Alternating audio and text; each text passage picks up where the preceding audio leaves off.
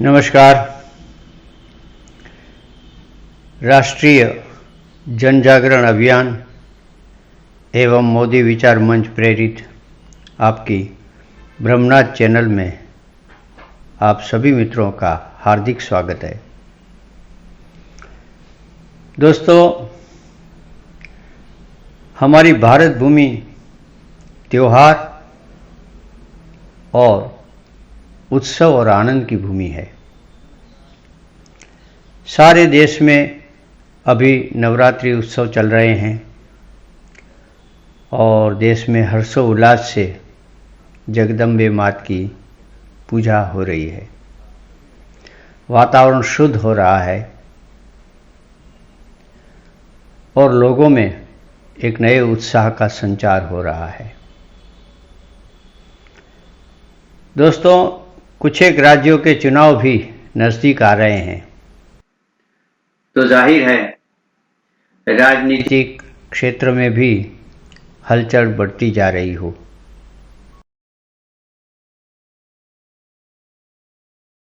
लेकिन आज सबसे पहले हम अपनी घटनाओं के भीतर जाएं, तो आज 2 अक्टूबर भारत की आत्मा महात्मा गांधी बापू जी की जयंती और भारत की सादगी के प्रतीक पूर्व प्रधानमंत्री श्री लाल बहादुर शास्त्री जी की भी जयंती। सारे लोग उत्साह से उन आदर्शों को याद कर रहे हैं। राजघाट पर जाकर महामहिम राष्ट्रपति जी ने और हमारे प्रधानमंत्री जी ने बापू को श्रद्धांजलि दी, शास्त्री जी को भी श्रद्धांजलि दी। दोस्तों, दूसरी खबर भी बहुत अच्छी है कि जानी मानी अभिनेत्री और समाज सेविका आशा पारेख जी को इस साल भारत सरकार की ओर से दादा साहेब फाल्के अवार्ड से पुरस्कृत किया गया। दोस्तों, आशा पारेख जी सिर्फ सिने अभिनेत्री ही नहीं है, बल्कि सामाजिक और आरोग्य क्षेत्र में भी उन्होंने अपने पूरे जीवन भर काम किया है और पूरा जीवन उन्होंने गुजराती संस्कृति को समर्पित किया है। तो हम उसको भी हृदय से बहुत बधाई देते हैं। अब चलते हैं हमारी आसपास हो रही और घटनाओं के भीतर में। दोस्तों, जैसा हम और आपने देखा कि भारत की सबसे पुरानी पार्टी कांग्रेस में अभी उसके राष्ट्रीय प्रमुख पद के लिए चुनाव होने जा रहे हैं।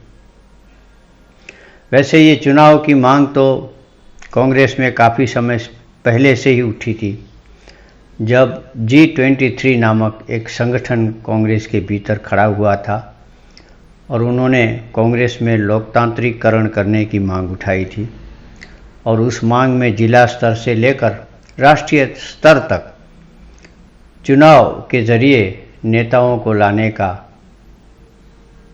एक प्रयास किया गया था और मांग की गई थी। शायद इसी दबाव में या फिर परिवारवादी पार्टी का जो थप्पा लग गया है कांग्रेस पर, उससे कुछ किनारा करने के लिए कांग्रेस में अभी उसके प्रमुख पद के लिए चुनाव घोषित किए गए हैं। इस चुनाव में कांग्रेस के राजस्थान के मुख्यमंत्री अशोक गहलोत जी प्रथम सामने आए, लेकिन जैसा कि हमने देखा, राजस्थान के मुख्यमंत्री अशोक गहलोत 10 जनपद यानी कि सोनिया जी की पहली पसंद बनेंगे ऐसा उन्होंने सोचा था, लेकिन बाद की घटनाओं ने बता दिया कि कांग्रेस हाईकमान की चाल उसमें कुछ अलग थी और दूसरी तरफ अशोक गहलोत को भी लटका देना चाहती थी वो, इसलिए कि उनके पास दूसरे मनमोहन सिंह जी यानी कि मल्लिकार्जुन खड़गे का एक चरित्र था ही। तो कांग्रेस ने ऐसा किया, लेकिन अशोक गहलोत की जादूगरी नज़र के कारण उनको पता चल गया कि उनके साथ षड्यंत्र हो रहा है। तो उन्होंने अपने आला कमान के साथ बहुत ही मुत्सदी से काम लिया और अपने विधायकों को बोल दिया कि अगर अशोक गहलोत जी का वो सम्मान नहीं करते तो विधायक हाईकमान का भी सहयोग नहीं करेंगे, और हाईकमान का आदेश मानने से इनकार कर दिया। ये सारी चीज़ें अभी अभी बनी, हम सब ने देखी और कांग्रेस में इससे हलचल मच गई, क्योंकि अभी तक सोनिया जी जो कहती थी वही होता था, लेकिन इस बार ऐसा नहीं हुआ। बहरहाल अशोक जी तो प्रमुख पद की रेस से अलग हो गए हैं और वो राजस्थान ही संभालना चाहते हैं। अब आगे का राजकीय सिनारियो कांग्रेस में क्या बनेगा ये तो सिर्फ समय बताएगा, लेकिन एक बात तो सही है कि कांग्रेस के भीतर से एक विचार क्रांति की शुरुआत हो गई है। मल्लिकार्जुन खड़गे कांग्रेस हाईकमान की पहली पसंद थी, बेशक इसमें कोई इनकार नहीं कर सकता, क्योंकि वो जो सोनिया जी, राहुल जी या प्रियंका जी कहेगी वही करेंगे। इसके सामने खड़े हुए शशि थरूर नई सोच और नए विचार के हैं, लेकिन कांग्रेस के भीतर सोच और विचार नहीं चलती, उसमें गुटबंदी चलती है, जातिवाद चलता है और चापलूसी चलती है। इसका अनुभव शशि थरूर को भी इस चुनाव के बाद होगा और फिर वो कैसे क्या बोलते हैं वो हम देखेंगे। दोस्तों, यही प्रवृत्तियां कांग्रेस को भीतर का लोकतांत्रिकरण करने से रोकती है, क्योंकि सत्ता की कमान अपने हाथ में ही रखना चाहते हैं, उनको किसी पर विश्वास नहीं, और वो कांग्रेस की कमान और दौर किसी और को देखने भी नहीं देते, किसी के हाथ में सौंपने को भी तैयार नहीं है। देखिए, कुछ एक तस्वीरें हमने जुटाई है, वो तस्वीरें खुद क्या बोलती हैं। दोस्तों, इसी तरह एक दूसरी घटना जो हमें इन दिनों देखने को मिली वो था आतंकवादी और अलगाववादी कट्टर संगठन पीएफआई, जो भारत का द्रोह करने चला था और जिन्होंने भारत को ख़त्म करने की बहुत ही कोशिशें अपनी चालू कर दी थी। उन पर प्रतिबंध लगने के बाद कुछ एक राष्ट्रवादी मुस्लिम नेता आगे आए और उन्होंने पीएफआई पर ये जो प्रतिबंध लगा है उसको वेलकम किया। यहाँ तक कि राष्ट्रवादी मुस्लिम नेताओं ने आरएसएस के संघ प्रमुख श्री मोहन भागवत जी के साथ भी विचार विमर्श किया। मोहन भागवत जी चलकर मस्जिद में गए और वहाँ उन्होंने मीटिंग की और सारी परिस्थितियों को उन्होंने स्पष्ट किया। तब जो राष्ट्रवादी मुस्लिम अग्रणी थे उन्होंने मोहन भागवत जी के विचारों को सुनकर उनको राष्ट्रपिता और राष्ट्र ऋषि जैसा बताया और वो बहुत खुश हुए। लेकिन कट्टरवादियों के निशाने पर अब वो आ गए हैं। कट्टरवादियों ने उनको धमकी दी है और सोशल मीडिया पर आजकल यही वायरल हो रहा है, तो इनके कुछ चित्र भी हम आपको दिखाएंगे, आप ज़रूर देखिए। लेकिन एक बात सही है कि मुस्लिम के ये जो अग्रणी राजनेता है वो मुस्लिमों के हित में सोच रहे हैं और सारी मुस्लिम आलम को और विचारकों को व तज्ञों को आगे बढ़कर उसके साथ आना चाहिए और पीएफआई जैसे संगठनों को जो मुस्लिम जगत को ही नुकसान पहुंचाते हैं, मुस्लिम धर्म को भी नुकसान पहुंचाते हैं, उससे जुड़ने से अपने आप को बचाना चाहिए। दोस्तों, एक तरफ यही खबरें थी तो दूसरी तरफ मोदी जी की विकास सवारी सिंह पर आरूढ़ होकर चल निकली थी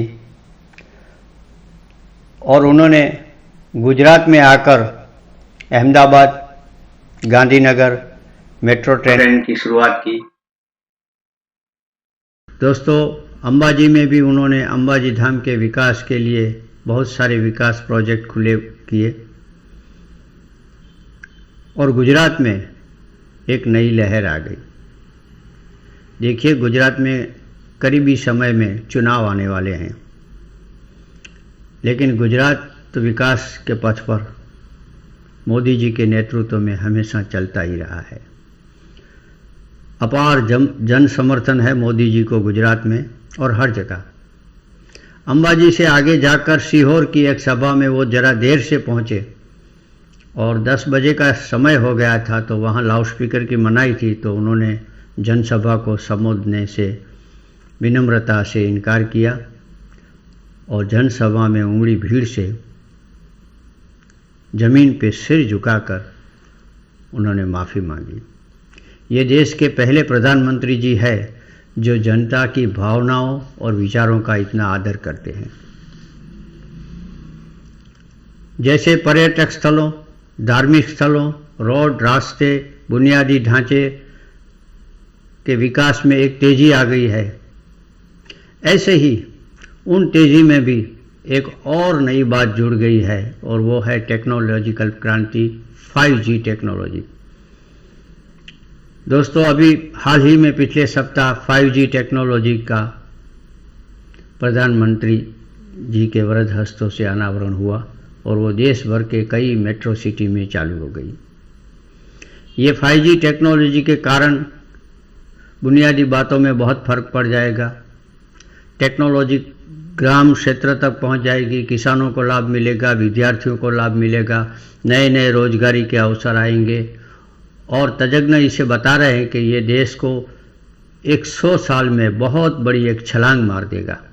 तो भारत टेक्नोलॉजी में दुनिया के शीर्ष देशों में गिना जाएगा। हम भी ये 5G टेक्नोलॉजी के सब लाभान्वित होंगे और विकास में और विचार में एक गति आ जाएगी। संयोग से 5G टेक्नोलॉजी लाने के उद्घाटन समारोह में हमने देखा कि गुजरातियों को ये श्रेय मिला। 3 गुजराती, उद्योगपति मुकेश अंबानी, मिनिस्टर देवसिंह जी चौहान और यशस्वी प्रधानमंत्री श्री नरेंद्र मोदी जी ने मिलकर 5G डिजिटल क्रांति का शुभारंभ किया। दोस्तों, मोदी सरकार का ये सबसे बड़ा कीर्तिमान साबित होगा, ऐसे वैज्ञानिक और सारे देश और दुनिया के अनुभवी लोग बता रहे हैं। दोस्तों,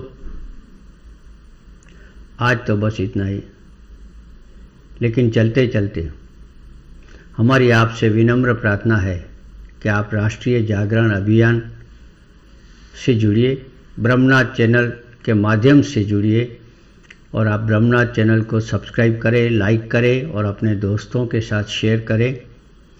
और ये चैनल का जो लक्ष्य है, ये चैनल का जो मिशन है, वो भारत के राष्ट्रीय जागरण में अपनी भूमिका अदा करना है। उससे भी आप जुड़िए। हमारे अभियान का लक्ष्य है परिवारवादी राजनीति से विरोध, भ्रष्टाचार, जातिवाद और प्रदेशवाद जैसे खतरनाक विचारों को भारत में प्रसार न हो, उसके लिए सजगता को फैलाना, जागरूकता को फैलाना, अलगतावादी और तुष्टीकरणवादी नेताओं और कट्टरपंथियों से जूझना, नई जनरेशन को तैयार करना वैचारिक स्तर पर, और हमारे प्रधानमंत्री जी जो ये काम कर रहे हैं उसमें अपना राष्ट्रव्यापी सहयोग देना। दोस्तों, तो आगे आइए, हम सब मिलकर भारत माता की ऐसी सेवा करें जिससे हमारा देश दुनिया में शीर्षस्थ बने। हमने इसीलिए इसी एपिसोड से श्री मोदी विचार मंच की भी शुरुआत की है। आप इनसे भी जुड़ सकते हैं इस चैनल के माध्यम से। आपका बहुत बहुत स्वागत है। भारत माता की शान में बनी ऐसी विचार श्रेणी से आप जुड़ें ताकि राष्ट्रीय जागरण अभियान को एक नया जुस्सा मिले और आप सब जुड़ेंगे तो हमारा लक्ष्य हम जल्दी से प्राप्त कर सकेंगे। जागो इंडिया जागो, बस यही नारा हर तरफ फैल जाए और आने वाले दिनों में हम मोदी जी के हाथ मजबूत करके एक ऐसी दीवार खड़ी कर दें जिनसे जो ये अलगतावादी है, तुष्टीकरणवादी है, परिवारवादी है, ऐसी सोच वाले नेता जो हैं वो भयभीत हो जाए और राष्ट्र का राजकारण शुद्ध बने और राज्य का समाजकारण भी शुद्ध बने। धन्यवाद, जय हिंद।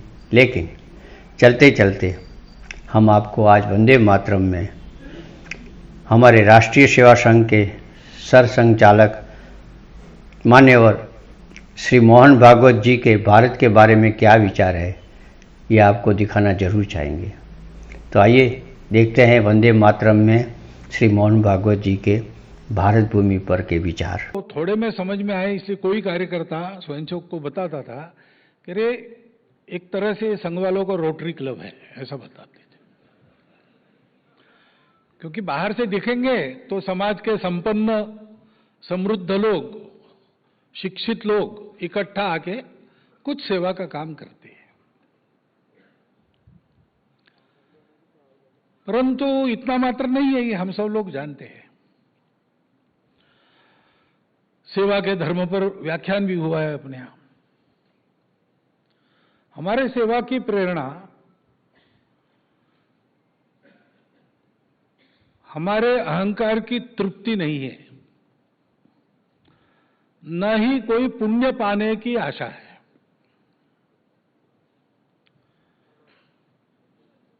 स्वार्थ का तो सवाल ही नहीं हमारे यहां। हमारी सेवा अपनेपन से होती है, और अपनापन इसलिए है कि भारत अपना है। हम जब कहते हैं भारत विकास परिषद, तो उस नाम को धारण करने से ही हम संपूर्ण भारत को अपने अपनत्व के दायरे में लाते हैं। सोच समझ के करते हो तो ऐसा होता है। भारत विकास परिषद का काम क्यों करना है, क्यों करना है, ये कोई सवाल है? येरवड़ा में गांधी जी जेल में थे, तो गांधी जी को जेल में से बहुत सारी छूट भी मिलती थी। एक तो उस समय के अपने देश के सबसे बड़े नेता भी थे और सत्यवचनी थे, तो उनसे कोई खतरा भी वैसे नहीं था, तो उनको घूम कर आने की छूट थी। तो पास वाली टेकड़ी पर वो घूमने के लिए चले जाते थे, पहाड़ी पर। तो एक बार गए और वापस आते समय उनको दिखा कि एक 9 साल की लड़की अपने 4 साल के भाई को उठा के ले आ रही है। और 4 साल का भाई अच्छा भारी भरकम था, तो कष्ट भी हो रहा था, हाथ भी रही थी। तो गांधी जी ने कहा, अरे उसको नीचे रखो, तुमको कष्ट हो रहा है, वो चल सकता है, छोटा थोड़ी है, 4 साल का है। तो उसने कहा नहीं, वो मानता नहीं। तो मानता नहीं तो क्या हुआ, उसको रखो, तुमको बोझ नहीं होता। तो लड़की गांधी जी को कहते, भाई का बोझ होता है क्या?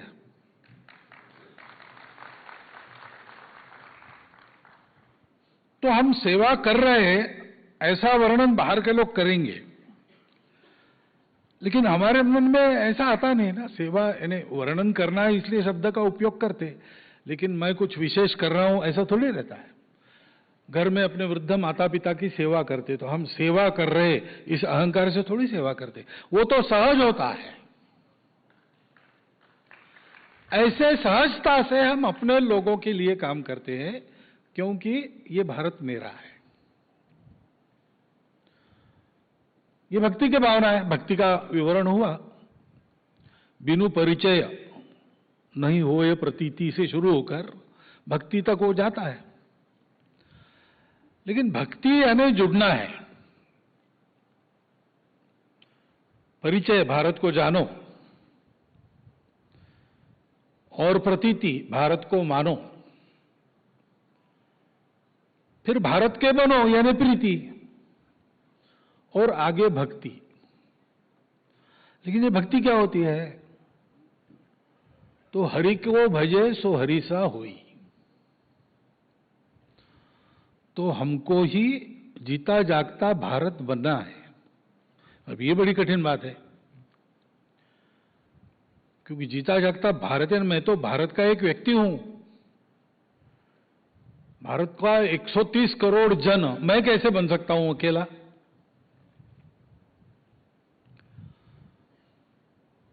तो उसका मतलब यह होता है कि भारत के हर व्यक्ति में जो भारत की आत्मा काम करती है, वो हमको बनना है। तो भारत की उस आत्मा को समझना है, भारत को जानना है यानी उसको जानना है। भारत को जानना है यानी भारत के शरीर को तो जानना ही है।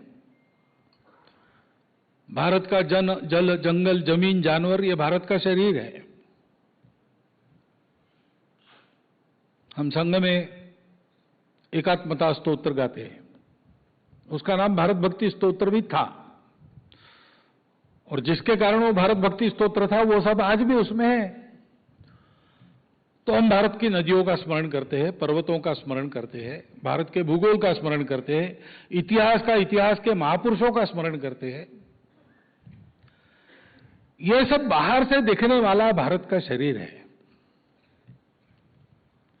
लेकिन भारत का एक मन भी है, भारत की एक बुद्धि भी है,